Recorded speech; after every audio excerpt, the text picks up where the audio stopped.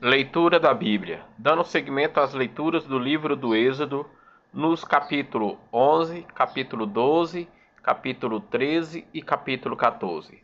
Vamos escutar e lermos juntos agora. Êxodo capítulo 11. O Senhor disse a Moisés: Mandarei ainda outra praga sobre o Faraó e sobre o Egito, e em consequência dela vos deixará partir daqui. Quando vos deixar partir, será definitivamente, será mesmo expulsando-vos daqui. Dirás ao povo que cada homem peça ao seu vizinho, cada mulher à sua vizinha, objetos de prata e de ouro. O Senhor fez que o povo ganhasse o favor dos egípcios. Moisés mesmo era muito considerado no Egito pelos servos do Faraó e por todo o povo. Moisés disse: Eis o que diz o Senhor: pela meia-noite passarei através do Egito. E morrerá todo o primogênito na terra do Egito, desde o primogênito do Faraó que deveria assentar-se no seu trono, até o primogênito do escravo que faz girar a mó, assim como todo o primogênito dos animais. Haverá em toda a terra do Egito um clamor tal como nunca houve nem haverá jamais. Quanto aos israelitas, porém, desde os homens até os animais, ninguém, nem mesmo um cão moverá a sua língua. Sabereis assim como o Senhor fez distinção entre os egípcios e os israelitas. Então todos esses teus servos virão procurar-me e se prostrarão diante de mim, dizendo: Vai-te tu e todo o povo que te acompanha. E depois disso partirei. Moisés, grandemente irado, saiu da casa do Faraó. O Senhor disse a Moisés: O Faraó não vos ouvirá, a fim de que meus prodígios se multipliquem no Egito. Moisés e Arão tinham operado todos esses prodígios em presença do Faraó. Mas o Senhor endureceu o coração do Faraó, que não permitiu aos israelitas partirem de sua terra. Êxodo capítulo 12. O Senhor disse a Moisés e a Arão: Este mês será para vós o princípio dos meses, vós o tereis como o primeiro mês do ano. Dizei a toda a Assembleia de Israel: no 10º dia deste mês cada um de vós tome um cordeiro por família, um cordeiro por casa. Se a família for pequena demais para um cordeiro, então o tomará em comum com seu vizinho mais próximo, segundo o número das pessoas, calculando-se o que cada um pode comer. O animal será sem defeito, macho, de 1 ano, podereis tomar tanto um cordeiro como um cabrito. E o guardareis até o 14º dia deste mês, então toda a Assembleia de Israel o imolará no crepúsculo.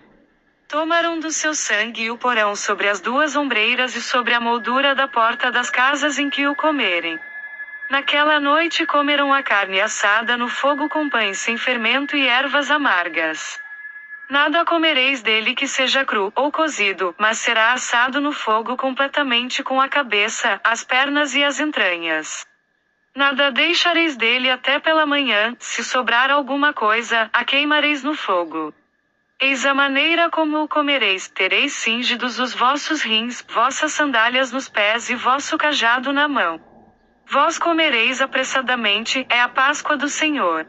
Naquela noite passarei através do Egito, e ferirei os primogênitos no Egito, tanto os dos homens como os dos animais, e exercerei minha justiça contra todos os deuses do Egito. Eu sou o Senhor. O sangue sobre as casas em que habitais vos servirá de sinal de proteção, vendo o sangue passarei adiante, e não sereis atingidos pelo flagelo destruidor quando eu ferir o Egito.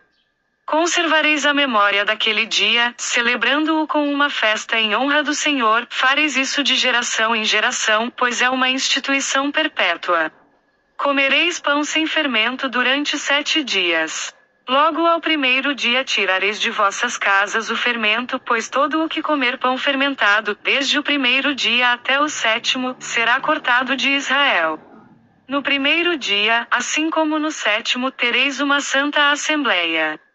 Durante esses dias não se fará trabalho algum, exceto a preparação da comida para todos. Guardareis a festa dos ázimos, porque foi naquele dia que tirei do Egito vossos exércitos. Guardareis aquele dia de geração em geração, é uma instituição perpétua. No primeiro mês, desde a tarde do 14º dia do mês até a tarde do 21º, comereis pães sem fermento. Durante 7 dias não haverá fermento em vossas casas, se alguém comer pão fermentado, será cortado da Assembleia de Israel, quer se trate de estrangeiro ou natural do país. Não comereis pão fermentado, em todas as vossas casas comereis ázimos. Moisés convocou todos os anciãos de Israel e disse-lhes: Ide e escolhei um cordeiro por família, e imolai a Páscoa. Depois disso, tomareis um feixe de risopo, o ensopareis no sangue que estiver na bacia e aspergireis com esse sangue a moldura e as 2 ombreiras da porta. Nenhum de vós transporá o limiar de sua casa até pela manhã. Quando o Senhor passar para ferir o Egito, vendo o sangue sobre a moldura e sobre as 2 ombreiras da porta, passará adiante e não permitirá ao destruidor entrar em vossas casas para ferir. Observareis esse costume como uma instituição perpétua para vós e vossos filhos. Quando tiverdes penetrado na terra que o Senhor vos dará como prometeu, observareis esse rito. E quando vossos filhos vos disserem que significa esse rito, respondereis: é o sacrifício da Páscoa, em honra do Senhor que, ferindo os egípcios, passou por cima das casas dos israelitas no Egito e preservou nossas casas. O povo inclinou-se e prostrou-se.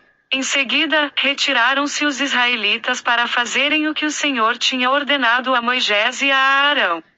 Assim o fizeram. Pelo meio da noite, o Senhor feriu todos os primogênitos no Egito, desde o primogênito do faraó que devia assentar-se no trono, até o primogênito do cativo que estava no cárcere, e todos os primogênitos dos animais.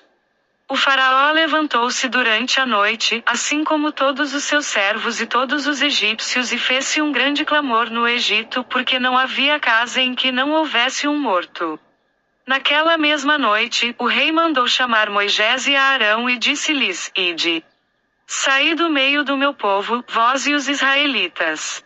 Ide prestar um culto ao Senhor como o dissestes. Tomai vossas ovelhas e vossos bois, como o pedistes. Ide e abençoai-me. Os egípcios instavam com o povo para que saísse quanto antes do país. Vamos morrer todos, diziam eles. O povo tomou a sua massa antes que fosse levedada, cada um carregava em seus ombros a cesta embrulhada em seu manto. Os israelitas, segundo a ordem de Moisés, tinham pedido aos egípcios objetos de prata, objetos de ouro e vestes. O Senhor lhes fizera ganhar o favor dos egípcios que atenderam ao seu pedido. Foi assim que despojaram os egípcios. Os israelitas partiram de Ramsés para Sucote, em número de 600.000 homens, aproximadamente, sem contar os meninos. Além disso, acompanhava-os uma numerosa multidão, bem como rebanhos consideráveis de ovelhas e de bois. Cozeram bolos ázimos da massa que levaram do Egito, pois esta não se tinha fermentado porque tinham sido lançados fora do país e não puderam deter-se nem fazer provisões. A permanência dos israelitas no Egito durara 430 anos. Exatamente no fim desses 430 anos, todos os exércitos do Senhor saíram do Egito. Foi uma noite de vigília para o Senhor, a fim de tirá-los do Egito. Essa mesma noite é uma vigília a ser celebrada de geração em geração por todos os israelitas, em honra do Senhor. O Senhor disse a Moisés e a Arão: Eis a regra relativa à Páscoa, nenhum estrangeiro comerá dela. Todo escravo adquirido a preço de dinheiro, e que tiver sido circuncidado, comerá dela. Mas nem o estrangeiro nem o mercenário comerão dela. O cordeiro será comido em uma mesma casa, tu não levarás nada de sua carne para fora da casa e não lhe quebrarás osso algum. Toda a Assembleia de Israel celebrará a Páscoa. Se um estrangeiro, habitando em tua casa, quiser celebrar a Páscoa em honra do Senhor, que primeiro seja circuncidado todo varão de sua casa e somente depois poderá fazê-lo e será tratado com a mesma igualdade que o natural do país, mas nenhum incircunciso comerá a Páscoa. Haverá uma mesma lei para o natural e o estrangeiro que peregrina entre vós. Todos os israelitas fizeram o que o Senhor havia ordenado a Moisés e a Arão. Obedeceram-lhes. Naquele mesmo dia, o Senhor fez sair do Egito os israelitas como fileiras de um exército. Êxodo capítulo 13. O Senhor disse a Moisés: Tu me consagrarás todo o primogênito entre os israelitas, tanto homem como animal, ele será meu. Moisés disse ao povo: Conservareis a memória deste dia em que saístes do Egito, da casa da servidão, porque foi pelo poder de sua mão que o Senhor vos fez sair deste lugar. Não comereis pão fermentado. Vós sais hoje do Egito, no mês das espigas. Assim, pois, quando o Senhor te houver introduzido na terra dos cananeus, dos riteus, dos amorreus, dos évios e dos jebuseus, que jurou a teus pais te dar terra que mana leite e mel, observarás este rito neste mesmo mês. Durante 7 dias comerás pães sem fermento e, no 7º dia, haverá uma festa em honra do Senhor. Serão comidos pães sem fermento durante 7 dias. Não se verão em tua casa, em toda a extensão do território, nem pães fermentados nem fermento. Explicarás então a teu filho: isso é em memória do que o Senhor fez por mim, quando saí do Egito. Será isso para ti como um sinal sobre tua mão, como uma marca entre os teus olhos, a fim de que tenhas na boca a lei do Senhor, porque foi graças à sua poderosa mão que o Senhor te fez sair do Egito. Observarás a cada ano essa prescrição no tempo prescrito. Quando o Senhor te houver introduzido na terra dos cananeus, como ele jurou a ti e a teus pais, e te houver dado essa terra. Consagrarás ao Senhor todo o primogênito, mesmo os primogênitos de teus animais, os machos, serão do Senhor. Entretanto, resgatarás com um cordeiro todo o primogênito do jumento, do contrário, lhe quebrarás a nuca. Todo o primogênito dos homens entre teus filhos, o resgatarás igualmente.